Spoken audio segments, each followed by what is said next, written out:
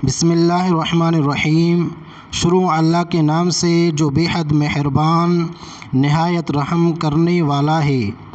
قرآن کریم کا دل۔ رسول اللہ صلی اللہ علیہ وسلم نے ارشاد فرمایا، یاسین قلب القرآن ہے، یعنی سورۃ یاسین قرآن کا دل ہے۔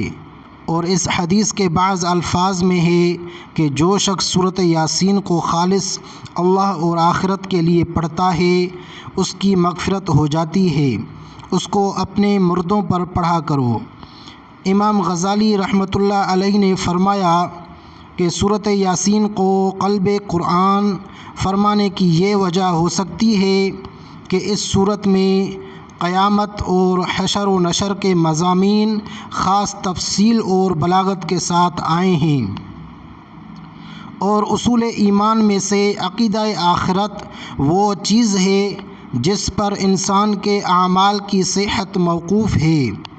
خوف آخرت ہی انسان کو عمل صالح کے لیے مستعد کرتا ہے، اور وہی اس کو ناجائز خواہشات اور حرام سے روکتا ہے۔